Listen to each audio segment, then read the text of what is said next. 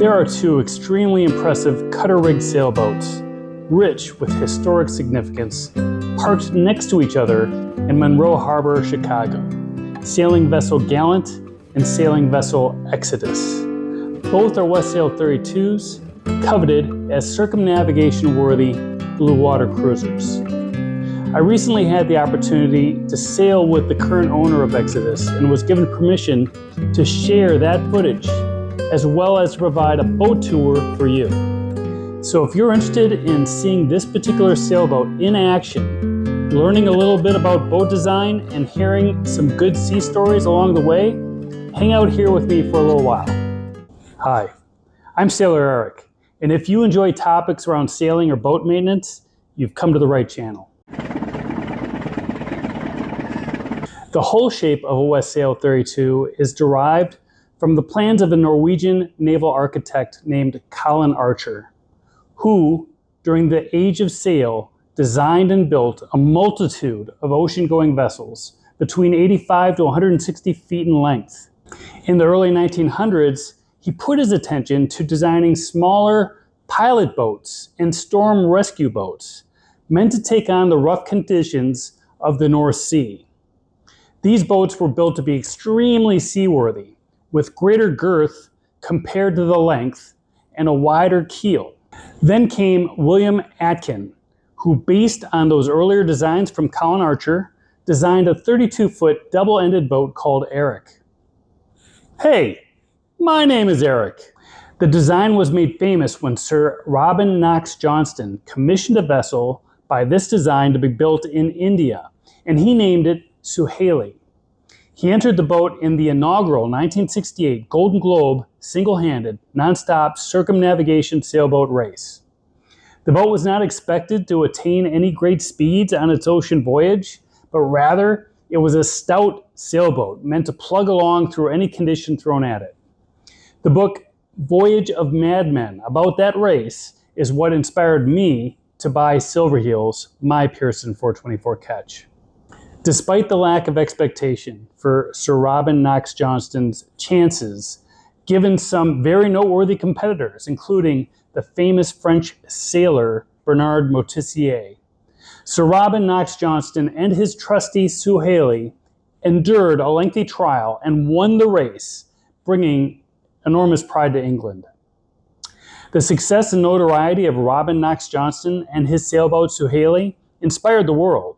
And along came William Crelock, who was asked to design the Kendal 32 and Westsail 32, both based upon the design of Suhaili.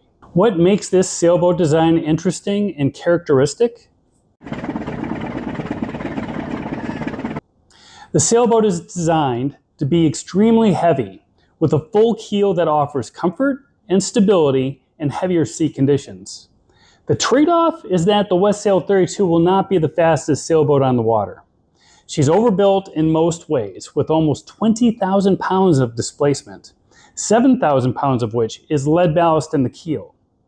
The 11-foot beam or width is carried very far forward compared to most other sailboat designs, and the 6-foot 2-inch headroom in the interior is remarkably spacious. Almost 800 of these sailboats were built, and these boats have been sailed all over the world. One particular noteworthy Westsail 32 was Satori, which was ultimately abandoned during the famous perfect storm of 1991, but survived undamaged despite being washed ashore. So let's focus on sailing vessel Exodus. Built in 1975, below decks, she indeed lives up to her reputation as being spacious for a 32-foot sailboat. Upon entering from the companionway, on the starboard side is the nav station, with access to the electrical panel. While to port is a U-shaped galley with a large icebox, a gimbaled stove oven, extra counter space, loads of storage, and a large sink with a retractable faucet that can also act as a shower head. My understanding is that the faucet head will reach out to the cockpit, so one could shower there if they wanted. Behind the galley is a U-shaped settee area, where the table can be folded down to facilitate a berth. In addition, on the starboard side is a bench type seat where a board can be pulled out to extend the width of the surface area to facilitate another berth. But it's that pilot berth, which I'm especially fond of. Love it! Also, notice all the storage space. That set of drawers with a hanging locker is an awesome use of space. A clean head is opposite that storage with a toilet, sink, and plenty of additional storage. This space in the hallway was originally designed as the shower area, where a retractable faucet from the sink in the head would be used for the shower. Finally, up forward is the V-berth with access to a chain locker. The headroom between the V-berth cushions at the forward part of the V-berth is a bit constrained, but sleeping well forward in a sailboat is not the optimal location in any event due to pitching, so this space would more often be used for overflow storage. Above deck, we've got a tiller attached to a barn door type of rudder on the double-ended canoe-style stern. Look at the sturdy construction. There is a mast to hold the radar antenna and wind vane on the extreme end of the transom. The deck is extremely clean and organized. Look at that beautiful woodwork. The wide walkways and high bulwarks, combined with having strong and safe stanchions and lifelines, allows one to traverse forward and back on this vessel safely. The owner spends time thinking about both form and function, as all of the fenders are covered, matching the boat's color scheme, and are attached with sturdy and hardy fender clips. The running rigging is extremely well organized and labeled. All lines go back to the cockpit, facilitating the potential for short-handed sailing, though raising the mainsail would be difficult entirely from the cockpit, which is why you see me here sweating the halyard from the mast. Many Westsail 32s have mast pulpits to add to the security when working at the mast.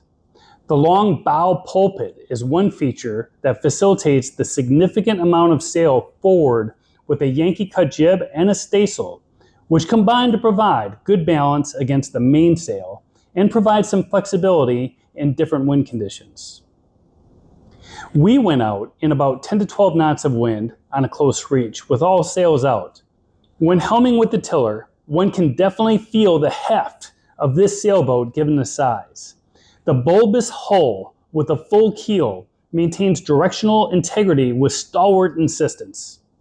The canoe-style double-ended hull type, combined with a very long bowsprit, makes the boat feel and perform as though she were a 40-foot ocean cruiser rather than a 32-foot sailboat. If any of you saw my review of a Catalina 34 a few weeks back, the helming experience here is completely different. Where the Catalina is extremely maneuverable and turns with very low pressure on the helm, this sailboat wants to go in the direction the sails are balanced for, and woe is be thee who wants to fight her. The sail gods gave us a pleasant day for a pleasant sail, and we got to see a fellow classic cruising catch out there as well, looking majestic as the sun made her foresail glow. I want to thank my subscribers for your support. I really appreciate it. If you've stayed until the end of this video, consider pressing that like button because that is an action that's free to you and helps my channel grow. This is Sailor Eric. Thanks for watching.